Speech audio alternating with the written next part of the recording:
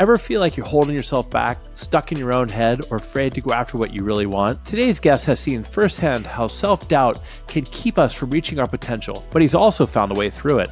From serving high-level leaders to leading one of the country's top entrepreneurial groups, he knows how to unlock growth and create environments to push people to break through their limits. Welcome to the Learnit podcast, the show for today's leaders who want to get ahead and stay ahead of the game, because we believe that great leaders aren't born or made, they are constantly in the making. I'm your host, Damon Lembi. I'm a two-time best-selling author, and I'm the CEO of Learnit, a live learning platform that has upskilled over 2 million people over the past 3 decades. I'm thrilled today to have Matt King joining me. Matt is currently the CEO of GoBundance. He's built a culture of accountability, vulnerability, and continuous growth that helps members become not only better business leaders, but also better people. In our conversation today, Matt and I discuss how serving others can be your most powerful tool when it comes to learning, the role of accountability in making goals a reality, and why mastering self-awareness and time management can transform your success. If you're ready to stop holding back and make bold moves in your life, this conversation is for you. So without further ado, let's jump into this great conversation with Matt King. So tell me what this means. Service is the Trojan Horse to knowledge. Mm-hmm. I mean, look, man, if you want to learn something, the number one way to learn something is to serve someone who's got that knowledge and that awareness. I think a lot of people make the decision to go and ask people for advice without serving them first. And what I have found in my life is when you serve, the information you're given is going to far exceed anything you could ever have imagined. So I believe if you're wanting to learn, if you're wanting to acquire knowledge, awareness, experience, etc., find somebody who's doing something you want to do, figure out how to serve them, and then in return, or as a thank you for that service, generally speaking, they'll give you far more knowledge than you even thought was possible because they want to return the favor. No, I think that's great. And so can you give us an example of something like that where you're serving somebody and in return you're able to gain knowledge? Yeah, I mean, a great example is I had the privilege of meeting with the ownership group of the Cincinnati Reds. And I was there learning about running family office and investments and all these different things. And through the entire meeting, all I listened to was, how could I serve these people? How could I serve these people? And one of the guys brought up his son was looking for a job and he wanted to be in private equity. And so I immediately followed up from that meeting with not only an email, but a handwritten card. The handwritten card had a receipt for a donation I made to the charity that he mentioned in the meeting, thanking him for his time. And then the email said, hey, I also heard your son and he's looking for something. I'd love to talk to him. I'd love to share what we're up to. Maybe we have an opportunity. If we don't, happy to connect him elsewhere. And so I showed up and served him. And from that, I then had the ability to reconnect with him multiple times and learn more from him and run ideas from past him, because again, I served him. I showed him first, I'm here to serve, I'm here to help, I'm here to aid. And then he reciprocated that by helping me in return. That's fantastic. I think a lot of times people don't look at relationships as, win-win and a reciprocal, right? They just want something, so they go and ask for it. When, just like when it comes to trust, you need to earn that first. And I'm kind of the same way. Whenever I get an opportunity or I find somebody that maybe could be a mentor for me or I could learn something from, my goal is to figure out, well, what can I do for them? Especially somebody who's far exceeded their level of success that I've been. And, their time is super valuable. So you want to find ways that you could make their life better or just do something, connect their kids, I don't know, go pick something up at the store for them, whatever it takes, right? And in doing so, I think it opens a lot of doors. So tell me a little bit about GoBundance, the mastermind. Yeah, so look, there's this saying that eagles soar with eagles. And what GoBundance is it's a place of hard-charging, high-achieving entrepreneurs and business leaders in communities, some even employees, doesn't matter, but all looking to achieve sort of what I call 1% better. So our membership, generally speaking, is people looking to become better husbands, better fathers, better investors, better business owners, more charitable in the communities they reside in, understanding that life is all about memories. And so figuring out bucket list adventures and how to tackle their bucket list. And it's about coming together as a collective, creating vulnerability and accountability so that we can all grow and become the person we aspire to become, whether, again, that be healthier, whether that be wealthier, whether that be more generous, it doesn't matter. And we do it all through accountability. We do it all through peer-to-peer mastermind and collaboration. We do a lot of it through questions and experiences. And again, it's all about just trying to improve constantly ourselves so we can become the best version of who we can be each and every day. And you have about 900 members right now? Yeah, just above 900 members. That's right. And so if you're doing all this through, and I think you call it VIA, right? Vulnerability, intimacy, and accountability. Well, Matt, you know that as well as I know, that takes a certain type of person to be able to be vulnerable, and to hold it accountable. What is the vetting process like when it comes to adding members to GoBundance? Yeah, so two things. First of all, I don't think it takes a certain person. I think it takes a certain environment. I think the environment creates more vulnerability than the person. Now, we're all going to say, well, I'm not vulnerable, I'm not whatever, but look at the rooms you're walking into, look at the circles you're around. You're not in the right environment to actually feel comfortable to be vulnerable. So I think the environment actually creates the vulnerability, and maybe that just serves the team and I's ability to continue to deliver to our members, but I believe it's all environment driven. And we do have a vetting process. So there's an application process all of our members go through.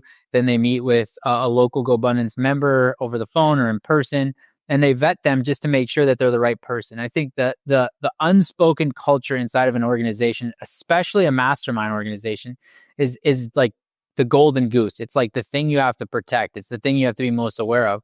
What kills culture faster than anything is a bad egg. It's a bad person, right? And so we're constantly making sure they're like legit, they're honest, they're not looking to just join the group to take advantage of members and raise a bunch of money or whatever. Like all the business side effects, those will all come with membership. Don't get me wrong, they'll be there. However, if you're looking to join GoBundance as a place to raise capital for your next deal, like we don't want you in the group, honestly. Like we're gonna kind of vet you and we're gonna screen you and get you out. So we're trying to protect the culture. We're trying to maintain that environment that I just spoke of and make sure that environment stays healthy and thriving from a vulnerability perspective. And then we're making sure that we are right for the member too. Because the last thing I want is you to join GoBundance and then you call me 6 weeks later and go, this sucks. It's not everything I wanted. And me go, well, we didn't have the right conversation on the front end to understand what you were looking for. I asked that question because I've been in several masterminds myself, and some have been fantastic, right? They're a great fit, and you get along with people really well. But there's been other ones where maybe the vetting process wasn't too fantastic. You jump on board, and there's really no synergy, and it doesn't work out well. And it's just so important. Maybe you could talk to this a little bit because I'm sure it's mostly like peer-to-peer learning, right? And because you get in there and you learn from each other. So you want to be placed or put into a group where you can contribute and you can add value and gain value back. Yeah. So if you study the Savannah Bananas at all, they're the baseball team that's kind of gone viral. One of the things they talk a lot about is they talk about reducing friction. And so what we focus on in GoBundance is we're constantly trying to reduce friction. So the Savannah Banana is a great example is the walk from the parking lot into the ballpark isn't just a walk through the parking lot. It's a parade with a marching band because then the fans are in the experience earlier, which means they're more bought into the experience, which means they're raving fans, right? So we're constantly trying to figure out ways to reduce the friction while also creating the experience. So our onboarding survey, we could do one of two ways. We could send you an email with a link, and it's going to take you 30 minutes to fill out your survey, which is name, shirt size, birth date, industry, etc. Or I can have our concierges call you and say, hey, how are you? What's going on? Where does your kid go to school? And I can slowly fish all the information out just through dialogue and conversations. One is going to feel much better than the other from an experience perspective. And so we're constantly trying to look through how do we reduce the friction? How do we improve the experience? How do we make sure that we understand the expectations the member has coming in so we can make sure we deliver on those expectations and exceed them. Oftentimes, I believe in business, we don't have clear expectations as to what the business is going to do for the consumer and what the consumer is going to do for the business. So we set those expectations early on in the experience so that I can continue to remind the member, you came here for health, you're getting healthier, you came here for health, you're getting healthier, you came here for health, but oh, by the way, you didn't really want health. You already had that figured out. What you wanted was this, and this, and here's how it's serving you in your life as well. What it sounds like, Matt, is really asking the right questions and also getting very curious. Yeah.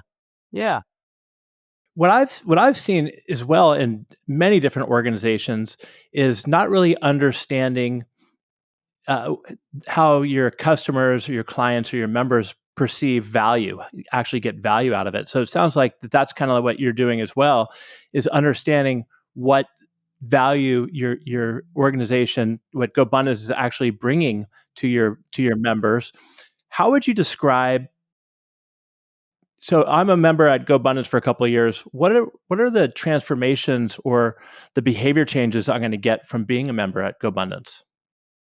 I mean, a lot of it depends on what your vision is for your life. I mean, if you want to be a healthier version of yourself, then you're going to get health. If you want to have better relationships, you're going to get better relationships. So, in Alice in Wonderland, they're trying to figure out which way to go. And I believe it's the cat that says, well, Alice, where do you want to go?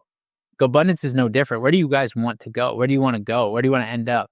And if you tell me that, then I can tell you what you're going to get. But what I've found is, generally speaking, after somebody engages with GoBundance, the first thing they say is GoBundance changed my life. Like, that is like notoriously number one. Like, what is GoBundance? It changed my life. Well, how did it change your life? It helped me unlock a ceiling I didn't realize was there. It helped me get out of limiting beliefs. It helped me build a bigger business. It helped me have a better relationship.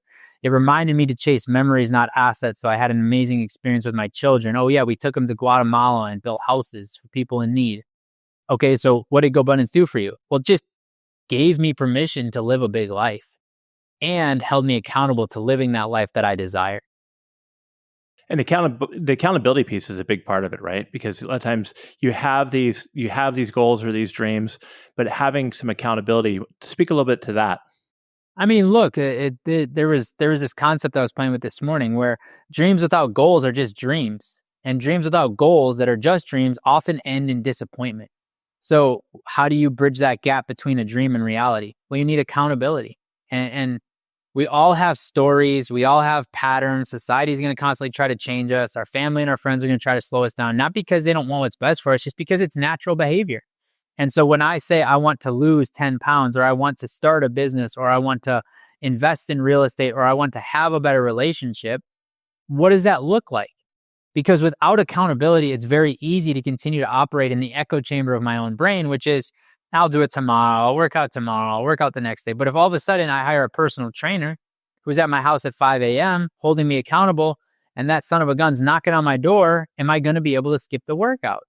And the answer is no. And so the accountability for us is really the secret sauce to the transformation you desire, because it's people following up and making sure you're in alignment with your word. And who's doing that? Is that typically a facilitator for GoBundance, or is that your peer-to-peer members in your group?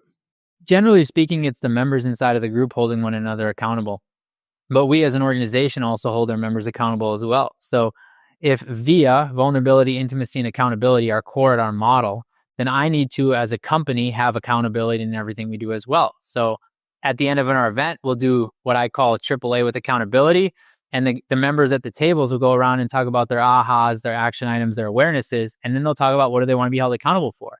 Well, we as a team have built a system to track that, to receive back what they want to be held accountable for. And then I follow up with every member via email and say, hey, Matt, did you do what you said you were going to do?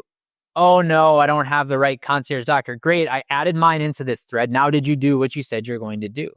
And we just constantly remind them, like, we are men of action. We do what we say we're going to do, because that's ultimately how we're going to change the world, is doing what we say we're going to do and delivering on it. And so we hold them accountable from a company perspective, and the members at their table start a group thread and they hold them accountable as well. So it's a little bit of both, but I would definitely say it is definitely more member to member accountability leaning, but it does occur in both places. And I like what you said, men of action, leading by example. And that's something both you and I were talking about. We have young kids, and that's one thing that I really, set for myself is I want to lead by example for my kids as well, right? So if I say I'm going to do something, I'm going to do it. So being surrounded by 900 plus highly successful, super successful leaders, members, plus David Osborne and others that you've been around, what are some of the top learning lessons you've received over the years? I mean, the first thing is how you manage your calendar is like everything. I would say that the more successful an individual is, generally speaking, the more disciplined they are around how they use their time, because they understand that time is limited. There's only so much of it. The second thing I would say is most of the successful guys that I have been able to surround myself with are very learning based. They're not, generally speaking, these egomaniacs who have all the answers. They're curious individuals. And they're constantly looking to gain more knowledge, acquire more information, learn new perspectives, and then apply them to their lives. So, from a like, the two things I would encourage everybody to do is be intentional with your time and remain curious. And there's a bunch of other things, right? The ability to delegate, the ability to hire, the ability to have a vision for your life, the ability to constantly be recruiting. Like, there's all these other things, but from a nuts and bolts perspective, intentionality with time is definitely the number one thing that I see. Right. You can't get time back. And in my research, I was listening to a podcast with David Osborne. He said he's just addicted to learning. And that's what, I mean, I wrote a book called The Learnit Leader. And it's one of those things where I truly believe that great leaders are humble, and they also know that they don't have all the answers and they don't have it all figured out, and they got to constantly continue to learn and grow. I kind of want to switch gears and talk about your journey. So you've been CEO of GoBundance for a little over 2 years. Is that about right? Yes, sir. So how did you get there? Man, dumb luck. Yeah, that's how it works for a lot of us. No, I at 23 years old, I volunteered at one of the first ever GoBundance events. I was on what we call our Go Crew, which is basically you work 17, 18 hours a day. You sleep on an air mattress. Of course, the one they gave me didn't hold air. But you just serve the members and you make sure that the event goes off without a hitch. Do they need water? Do we need to run and get someone from the airport? Whatever it looks like, right? We just do whatever it takes. And so I started off as the Go Crew and served on many of those Go Crews, was at many of the events, working for David and helping run his family office. Then by default, I sort of became on the board of GoBundance, not directly, but like indirectly, more as an observer.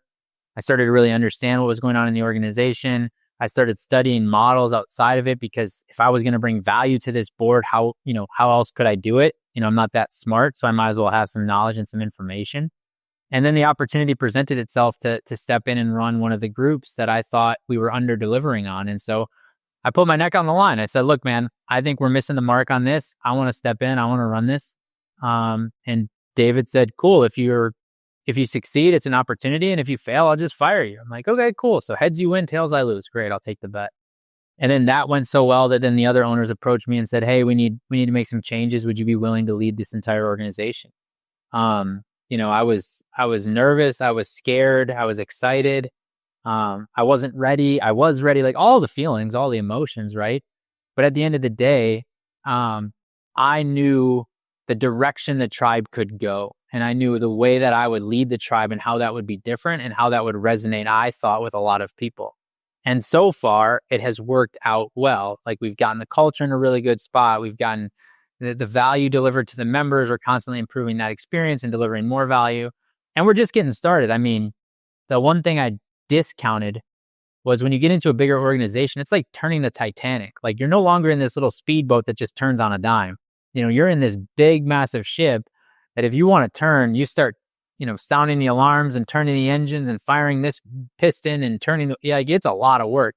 And so some of the stuff has gone slower than I would like. Some of the value add things to our members, I thought we could do in 6 to 12 months. It's taken us 24. But we've never lost sight of doing what's best for our members. And we've never lost sight of the vulnerability, the intimacy, and the accountability. And that, I believe, is what makes us true and core to the culture of GoBundance. So I got a couple questions for you on that. Starting off with, when David or the other people approached you to become the CEO or take it over, you mentioned you had some self-doubt, some fear, imposter syndrome, maybe even want to call it. For our listeners out there, we work with a lot of leaders who are either first-time leaders or they've been recently promoted to a senior level, or maybe they're entrepreneurs. What advice do you have for them to be able to learn like you did, to be able to just put your neck out there and go for it? Well, the first thing I would say is anybody that tells you they don't have imposter syndrome is full of shit. I'm with you. Hold on one second. Matt, I'm with you 100%. Thank you for saying that. So Yeah, true. you bet, man. Yeah. So I mean, we all have it. We all have it at different moments in time. What I would say is you never find, at least I don't believe you find the ability to turn off that little voice, that little imposter syndrome, but you can through discipline, through hard work, through execution, figure out a way to turn the volume way freaking down on it. And that's what I've done. And it creeps in still sometimes. I mean, I remember we had an event recently that I was speaking at, and there was a couple hundred people that were going to be there. And I was preparing and I was thinking to myself, who the heck am I to be speaking to these people? Like, what am I going to tell them? Drop out of college and get lucky? Like, it works for me. It should work for you too, right? But then I reminded myself, someone's going to speak to them. Someone's going to give them permission to stop living small. Someone's going to give them permission to find the way or make the way. So like, why not me? Like, who better than me? So, I think the way that you combat that imposter syndrome is two ways. The first one is using the word, why not me? Or the words, excuse me. So whenever you find yourself feeling like, I shouldn't be the leader, I shouldn't run this meeting or whatever, immediately ask yourself, someone's going to run the meeting. Why not me? And the second thing I would say is probably the most powerful word in my life is the word yet. So a great example of this is the other day, my son, my 3-year-old, was trying to open up an Amazon box. And he said, Dad, I can't do it. And I immediately looked at him and said, yet. And he said, Dad, I can't do it yet. And then my daughter was like, next day was doing something. She's like, Dad, I can't do it yet. Right. And so like just understanding the power of yet, like I don't feel comfortable on a stage yet. I'm not ready to lead a company yet. I'm not as healthy as I'd like to be yet. And what that does, I believe, is it programs our subconscious mind that we're going to find the way or make the way to becoming whatever we want to become. When we say, I can't, our mind hears, don't try, don't even go for it, just stop, and this is going to be way easier. When we say yet, I believe our mind looks at it as a puzzle or a problem that it constantly wants to solve. And it says, well, how do we get rid of the yet? How do we get rid of the yet? How do we get? And all of a sudden, the next thing you know, my son was opening the box, right? And so you have to, I think, just reprogram the thoughts that occur inside of your own mind, which is very hard to do. And it's very uncomfortable because for most of us, like myself, it's 34 years of programming. Like it doesn't go away overnight. And if I'm going to live to be 75, I still have a lot more years to figure this stuff out. So I'm not striving for perfection today. I'm just constantly trying to get that 1% better every single day. And the way I do that is through awareness. So when I hear myself say, I can't, I immediately say yet, or I immediately say, why not me? Same is true with leadership. When you find yourself in a position where you're uncertain or nervous or lack confidence, the best way to lead that room, hey guys, I'm so honored to be here with you today. I've got to be honest with you. I'm a little bit nervous. I've never been in front of a room like this before. I just want to share that I'm, again, excited to be here. But if you feel a little uncertainty in my voice, it's because I'm nervous. And the story I told myself before I got on the stage was that I didn't deserve to be here. But hey, here's how I overcame it. Now let me share my message. The crowd's not going to look at you and go, you idiot, get off the stage. And be like, oh, the guy's nervous. Well, don't be nervous. We're all just normal people. Just relax, hang out. And the next thing you know, that room is going to come and serve you because you showed up in a vulnerable way. So I think you have to figure out a way to turn the volume down on the imposter syndrome. And it takes time and it takes discipline, but everybody's capable of doing it if they choose. I agree. I love that. One thing I'd add to that is, because I've always suffered with imposter syndrome. I used to be a college baseball player and then, CEO of Learnit and everything, is one thing I'd add to that is I just work my way through it. I just outworked everybody. You just put in the work and the effort. And whether you're up on stage and you're nervous, just keep getting up there and doing it. Keep getting up there and doing it. And if you fail, and I've heard you say this in some of my research, you got to learn to fall in love with failure. So you just get up there, fail, but also give yourself a little bit of a pat on the back for even trying, because a lot of people are afraid to try. And I love what you said, just being vulnerable enough and authentic to say, hey, you know what? I'm a little nervous. So bear with me. We're going to get through this. Now, when it comes to leadership in general, do you think that a lot of leaders are afraid to be vulnerable because they're going to feel like the people don't trust them or don't believe in them if they are too vulnerable? Yeah, I believe that the definition that society has put on leadership is like the man with all the answers or the woman with all the answers. I think that's just false. I think, a lot of people stand in front of groups or churches or teams or organizations and they're the leader. And so everybody looks to them and they're like, oh, they must have all the answers. But in reality, there's not a single leader that I've come in contact with that has all the answers. And candidly, if somebody tells me they have all the answers, I don't want to be around them anyways. So, I think we have to embrace the power of vulnerability as leaders. And what's really cool about that is it starts to breed a different culture inside of your organization. So if you have all the answers and you never are vulnerable and you never share like openly on what's going on, I have seen it kind of can bring a very toxic environment where there's a lot of finger pointing and a lot of fear of failure, a lot of fear of making mistakes. And ultimately what that means is you as the leader end up with a lot of decisions dying on your desk because you haven't empowered the people inside your organizations to take action. Now, if we're vulnerable, like, hey, I don't know, what do you think? Now, whoever you ask that to is far more bought into the execution of it because it's their idea. It's their name on it.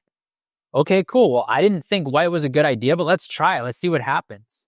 Oh my gosh, white was a brilliant idea. And next time, maybe we should do the trim black because everybody kicked the baseboard and scuffed up the wall, whatever it looks like, right? And so through leadership, I think you can be vulnerable to help breed more confidence inside of your organization. And confidence, I think, will bring more competence. And now all of a sudden you have this snowball that's rolling down the mountain at paces you never thought possible because you're empowering other people to actually lead and execute, not necessarily waiting for you to make all the decisions. Because if everybody's waiting, Matt, for you to make all the decisions, then you're basically the bottleneck inside the organization because everything No, not stops. basically, you are. You are you're the bottleneck. So can you share an example of how you've helped coach your team or team members or given them the cycle, a safe space where they can go out and try things and fail and not worry about it?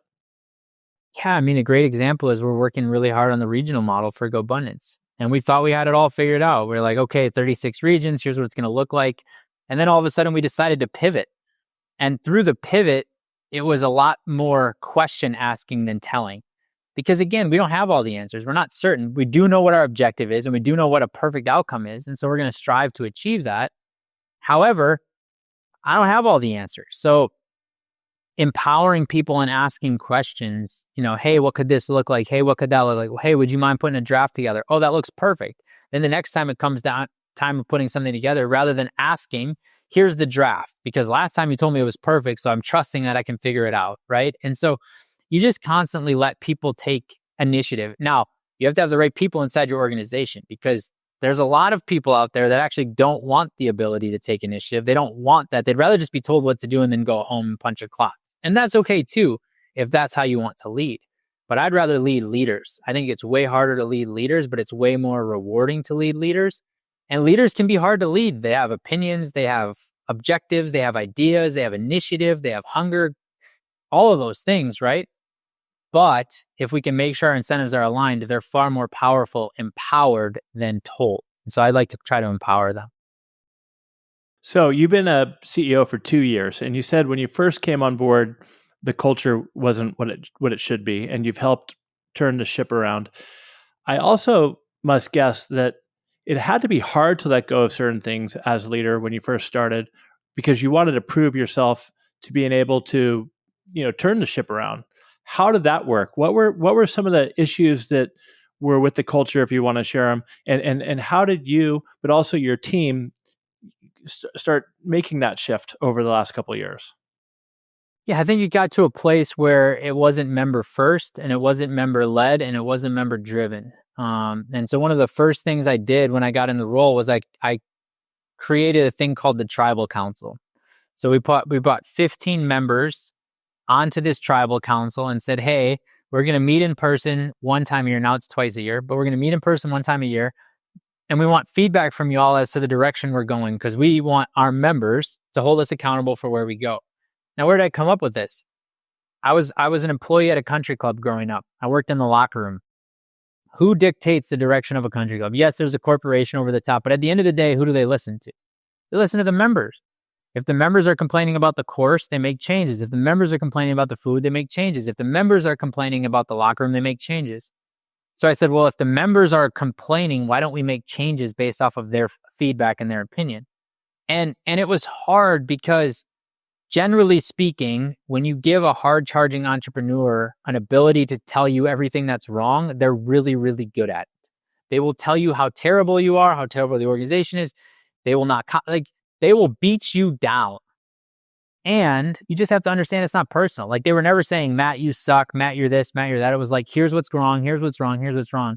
And so the team and I believe, did a great job of getting all that information, looking through all the messages, looking at the message behind the message, and then going, okay, cool. How do we improve the member experience? It's no different again than the country club. If everybody's complaining about the food, we have two options. The first one is hire a new chef, or the second one is have a conversation with the chef, ask him why he's doing what he's doing or she's doing what she's doing, and then talk about the changes we need to make. And then we can make the changes, right? And at the end of the day, it's all about our member experience for us at GoBundance. And so we're focused on being member-led, member-driven. We're focused on receiving feedback, making changes. We can't incorporate all of them, but we certainly receive all of them. We certainly talk through all of them, and we certainly discuss all of them. And everything we can implement, everything we can implement on, so long as it's in the member's best interest, we will, and we do. And I'm sure too, I think a key point you said right there is you sit down with a member who's a hard charger, alpha personality. They probably have a laundry list of things that they'd like to see better.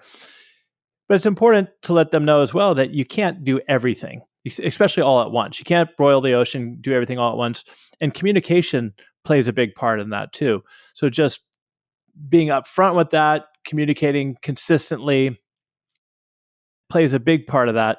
And when you're making changes, showing them the changes that you've made, it probably gets them all pumped up too. Because they're like, hey, I contributed to that.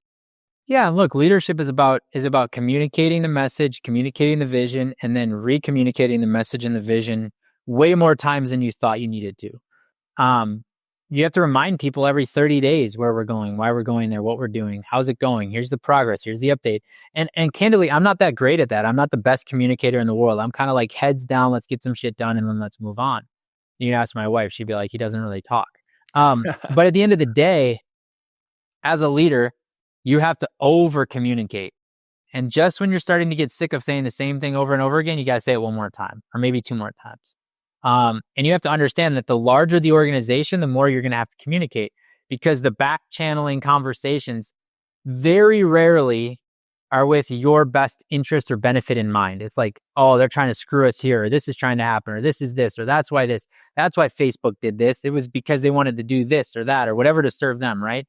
And so if you want to make changes in an organization, especially a big one, you have to communicate why you're making the change, how it will benefit them. Why you're making the change, how it will benefit them. Why you're making the change, how's it going, how will it benefit them?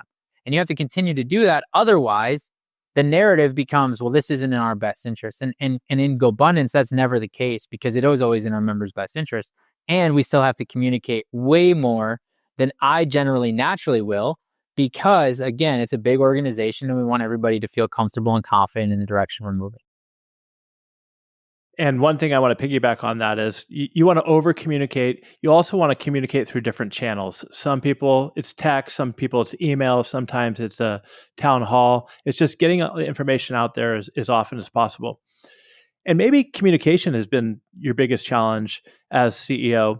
Maybe not. But is there anything else that when you over the past 2 years, what has been really difficult or something you didn't anticipate moving into the CEO role? I mean, communication and delegation are what come to mind. I hired a communications coach. She was amazing, helped me figure out a lot of these things and a lot of these patterns and gave me a lot of tools to use. The other thing is delegation. Like, when you put your neck on the line for an opportunity and then you ask somebody else to do the to-dos in that opportunity, it can be really hard to let it go, because, I strive for perfection. I want it to be done right. I know the way that I want it to be done. But what's really cool about that is I've learned, like, the way that I do it might not always be the best way. And as long as we're working towards the same outcome with the same intentions, actually delegation allows us to go much further and much faster together than I could alone. And it's been harder. It's been uncomfortable. You feel guilty at times asking people to do things. You feel like they're not going to be able to, they're not going to be capable. You could do it better. They didn't listen right, blah, blah, blah, blah, blah, right? So for me, it's about both of those, the communication and delegation, and leaning into both of them. Yeah, it is a challenge, because as a leader, I'm a little bit like you, where I just want to get things done. and I want to get it done quickly, and I want to get it done now. And sometimes, especially as a younger leader, I would get frustrated because I wouldn't understand why people couldn't get things done as quickly as I could. It sounds like with you though, you had the self-awareness to realize that you need to improve your communication. So you went out and got a communication coach, and kind of what GoBundance is all about is investing in yourself and getting better in yourself.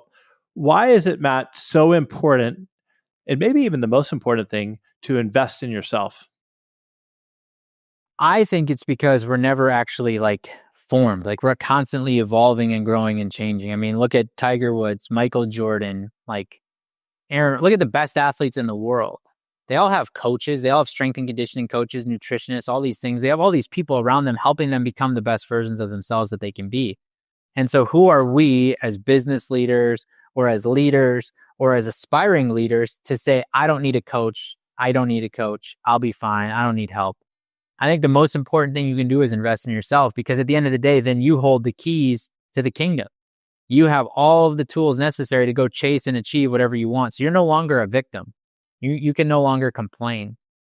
And I just believe that like we truly all are meant for greatness if we choose it. And the way that you can figure it out and the way you can achieve it is hiring coaches, having the right people in your corner holding you accountable, having a good peer group, and making those investments in yourself to see what else is possible.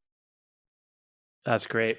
So as we kind of wrap up here, we talked about a lot of great things. One of my favorite is the not yet, or the yet, around imposter syndrome and the importance of accountability, learning, vision, and being your authentic self, and not being afraid to say, hey, I'm nervous, or just being yourself and falling in love with failure. Before we go, what's one more piece of advice that you have out there, that you have for new leaders out there? I mean, I would just say that the only difference between a rut and a grave is how long you choose to stay there. So any leader is going to have periods of rut. Things are going to be going well. You're going to feel like the decisions you're making are wrong or aren't right. You're going to have employees quit. You're going to have a contract loss, all these things, right? It's going to happen. It's a part of the game. But just remind yourself that the only difference between a rut and a grave is how long you choose to stay there. And so if we have a bad day and we bounce back, we were in a rut for a day. If we have a bad week and we get stuck there, we're in a rut for a week. But if we have a bad week that leads to a month, that leads to a year, now we're choosing to stay in a grave. And now you no longer can really complain about what's going on because you're making a conscious choice to stay there. So if you find yourself down, if you find yourself struggling, just recognize that tomorrow is a new day. 12 o'clock is a new hour. 3 o'clock is a new hour. Whatever you need to tell yourself, pick yourself up, dust yourself off, and make a conscious choice to continue to move forward toward the vision you have for your life. And it's kind of like the old saying that it's not really a failure until you quit. Because what I hear you saying is, the difference between a rut and a grave is getting up, dusting yourself off, and trying again. Yeah, I'm again, I think failure only happens when you stop. I agree with you on that. I want to give a shout out to our mutual friend, Adam Hill, for connecting us today. Adam's a great guy. He has a show called Flow Over Fear you should check out, plus a new show. I believe it's called Family Values. I'm not sure. But Adam, you're great. Matt, it's been awesome to have you here today. How can our audience connect with you? Yeah, thank you again for having me. It's been a fun conversation. GoBundance.com is easy. GoBundance on any social media is easy. My social media is mattking.atx. I also have a website, themattking.com, where we have a newsletter that comes out every week about just what I'm experiencing and this idea of overcoming failure and fear of failure. And then my email is just matt@gobundance.com. If anybody ever needs anything, man, I'm happy to answer any questions people have, be of service any way I can, and hope that everybody hears that they have the opportunity, if they choose, to live the life that they desire. All they have to do is give themselves permission. Well, thank you, Matt. And for our listeners out there, I'm sure you got value out of this, but if you know somebody who maybe wants to lead a better life and is stuck, or maybe that they're still dealing with self-doubt, or I don't know, could be curious about GoBundance, do me a favor, text this episode to them right now so they could watch it, and turn around and follow Matt on Instagram, like I do. He's got a lot of great pieces out there. And until next time, everybody, stay curious and keep learning. Have a great day and see you later.